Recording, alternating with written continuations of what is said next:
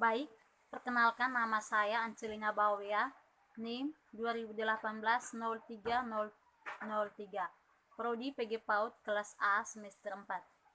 Baik, di sini saya akan melakukan salah satu kegiatan, yaitu mendamping belajar dengan menggunakan salah satu strategi pembelajaran. Di sini, saya mengambil salah satu strategi pembelajaran afektif. Baik, sebelum melakukan kegiatan pendampingan dengan anak-anak, sebelumnya saya akan menjelaskan terlebih dahulu tentang strategi pembelajaran afektif.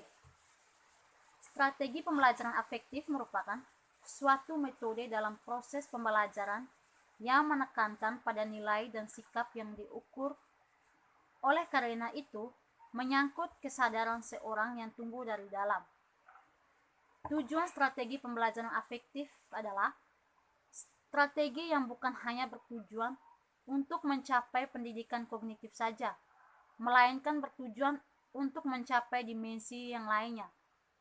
Semua kemampuan ini harus menjadi bagian dari tujuan pembelajaran di sekolah yang akan dicapai melalui kegiatan pembelajaran yang tepat. Yang kedua, nilai-nilai karakter dalam strategi pembelajaran afektif. Yang pertama, sikap.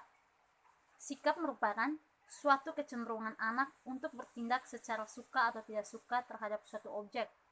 Yang kedua, minat. Minat yaitu keinginan atau kecenderungan yang tinggi dari dalam diri anak untuk mendapatkan sesuatu. Yang ketiga, nilai. Nilai yaitu suatu objek atau penghargaan untuk memperoleh kebahagiaan mereka, sehingga anak semangat melakukan kegiatannya. Yang ketiga, kelebihan dan kekurangan strategi pembelajaran afektif. Yang pertama, kelebihan.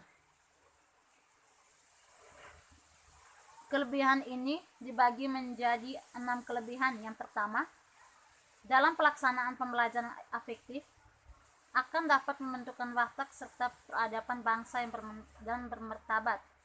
Yang kedua, mengembangkan potensi anak dalam hal nilai dan sikap. Yang ketiga, menjadi sarana pembentukan manusia yang beriman dan bertakwa kepada Tuhan Yang Maha Esa, berakhlak mulia, sehat, berilmu, cakap, kreatif, mandiri, dan menjadi warga negara yang demokratis serta bertanggung jawab. Yang keempat, anak akan lebih mengetahui mana yang lebih baik dan mana yang tidak baik. Yang kelima, anak akan mengetahui hal yang berguna atau berharga dan tidak berharga atau tidak berguna. Yang keenam, dengan pelaksanaan pembelajaran afektif, anak dapat berpikir sesuai pandangan yang dianggap baik. Yang berikut kelemahannya.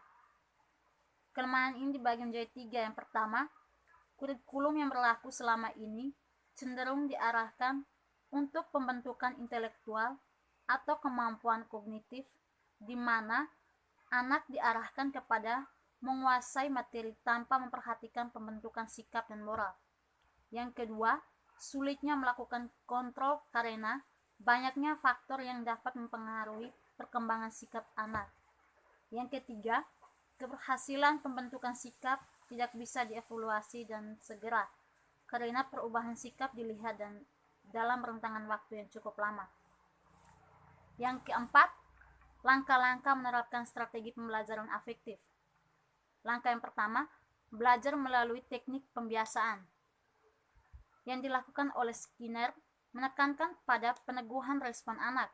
Misalnya, setiap kali anak menunjukkan prestasi yang baik, kita akan memberikan dia penguatan, misalnya dengan cara memberikan hadiah atau penghargaan.